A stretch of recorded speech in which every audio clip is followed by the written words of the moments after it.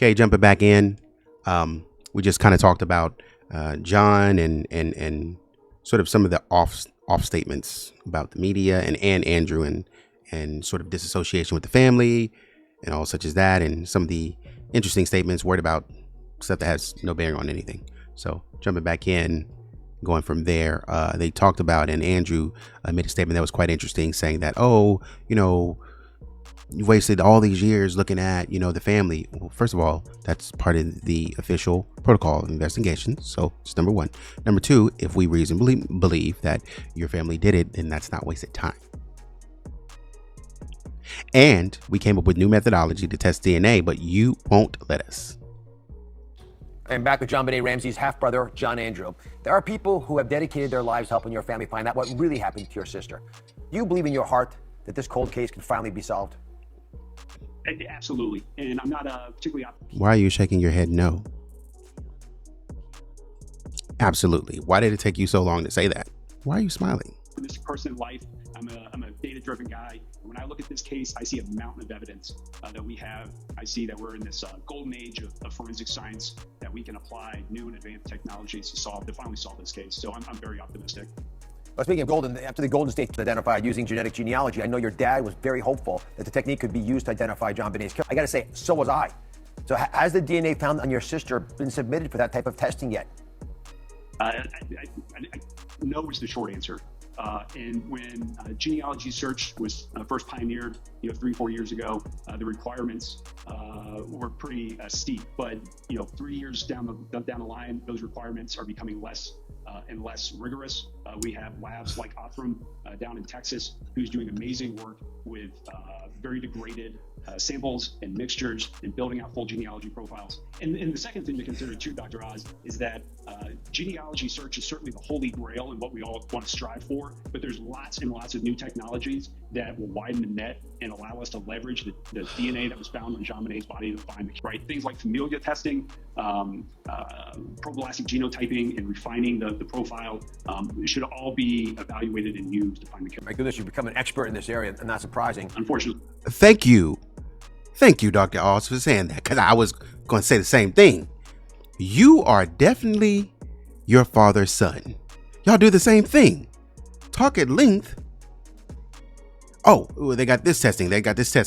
John does that same thing too, but he does it in terms of people, and their theories. But you're going into depth talking about these testing methods. Well, that's what we're saying. These are the same testing methods that your dad said in another interview and said that they're not rigorous enough. Well, shoot, you just told us that it's more than that. There's a plethora of very related tests that we could do. Familial testing. That's what we're trying to do. That's what we were trying to do with the genetic testing. That's a familial type. And then if we could do something with the familial testing, that would be ideal. And any other plethora. And that's what I'm saying.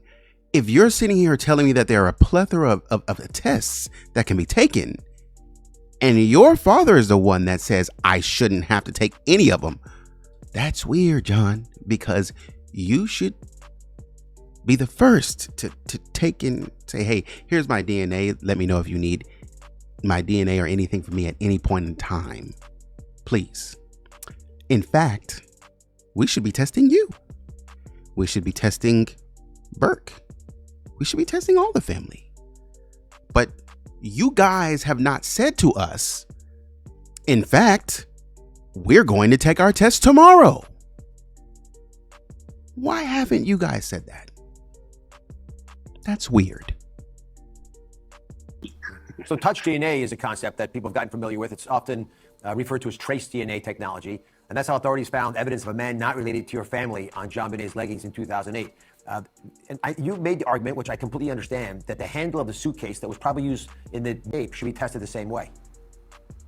Right. So when this crime occurred in 1996, our understanding and our use of DNA was really early on in its infancy. And now here we are in 2021, and the way a crime scene is evaluated is much different. Because they exonerated you in 2008. But since then, we are now in 2021. As of this interview, why haven't y'all taken any tests? because I would be running to knock down the door, because now the tests are more advanced, significantly more advanced. I would say in that time span, it's such a wide gap from '08. I mean, again, I'm talking about families who beat the door down of the cops to say, hey, you need to try this new method. Every 1 to 2 years, every year they on the cops case. It's 2021 and y'all were exonerated with DNA testing in '08. Really need to think about where all did they interact with JonBenét, as well as the crime scene itself. So the suitcase is a prime example of one item. We know they interacted with that suitcase, and it should be tested. And there's many, many more items from the crime scene that should be tested by 2021 standards. Well, as far as you know, all that said, has the Boulder Police Department had any of these more modern DNA tests done? You don't know. We've had limited to no updates from the Boulder Police Department, unfortunately. All I can go by is I have conversations with these private labs. They're able to use the latest technologies, and they're not talking to Boulder Police. So it's safe to assume the police are not doing anything. But John Andrew, does that infuriate you that you've got technology racing ahead, but it doesn't seem like... That's not safe to assume that at all. It's safe to assume that they're not telling you what they're doing because they probably don't trust you. Or they could be building a case against you in silence.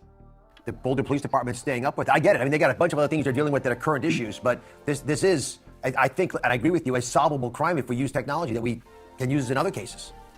It's entirely maddening. And Dr. Oz, I wouldn't be here on your show if I had confidence in the police to do their job. Unfortunately, we've been put in a position of having to fight for justice for JonBenét. It's unfortunate. We can use technology. This case can be solved, and it should be solved. Well, I'm glad you came here for that reason, because I have the same passion. Coming up, John Andrew reveals why he thinks JonBenét's may have been in his family's house weeks before her murder, and his message for the person responsible for this unthinkable crime.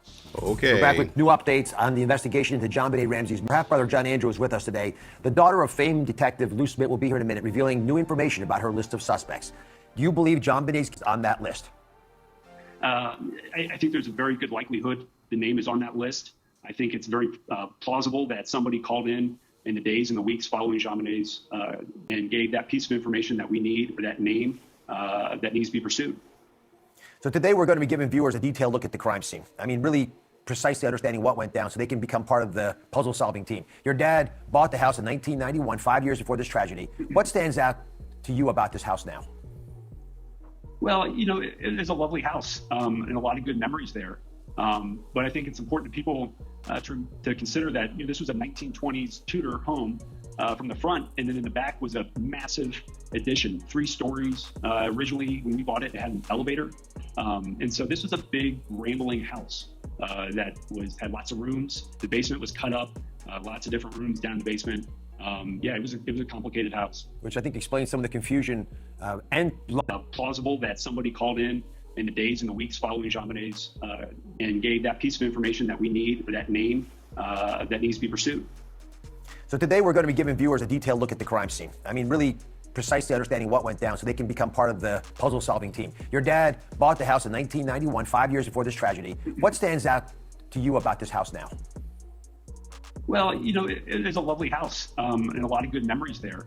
But I think it's important to people to consider that this was a 1920s Tudor home from the front, and then in the back was a massive addition, 3 stories. Originally, when we bought it, it had an elevator, and so this was a big, rambling house that had lots of rooms. The basement was cut up. Why is it important for us to understand that? Okay. Here to the far left is this suitcase, and this is the room. And so you have to come through this door over here and come through this sort of past this green carpet into the place where the suitcase. So the person would have known to come through this window. Apparently, if they're going according to the theory, they'd have known to come through here and go past this door and this wall and then sneak up to this staircase right here. And of course, apparently they have, a room over here, or like a little cutoff over here and a little sink over here. I'm not sure what everything else is, but kind of looks like an unfinished kind of deal. And then you have some sort of exit to the bottom of this diagram. So lots of places for this person. So, this has to be a place where the person had to know. That's number one. Number two, any cop that is worth their weight or is worth their salt would have come down and checked these rooms and cleared them. Any cop would have done that because they would have seen a door here, a door here. I mean, they would have come down the stairs and checked all around here. Check this closet right here. They would have came back and then checked this door and checked this closet here on the bottom, closer to the bottom. And they would have checked over here too, closer to the window. The cops would have checked that. Why would we talk about it? Unless you had a secret passage that you didn't tell them about. Which is why you had to go find the body and break it up. What? And number one, number two, why didn't you go find the body and go down there? Like, I don't really know many people who touch the body and bring it up. So I know people see the body and back out of the house, or they see the body and they run. You saw the body and immediately touched it. Different rooms down in the basement. It was a complicated house. Which I think explains some of the confusion and lost opportunity when not all of it was explored at the time of your sister's murder. John, do you believe it's possible that it was in your family's house weeks, or at least days before JonBenét's murder?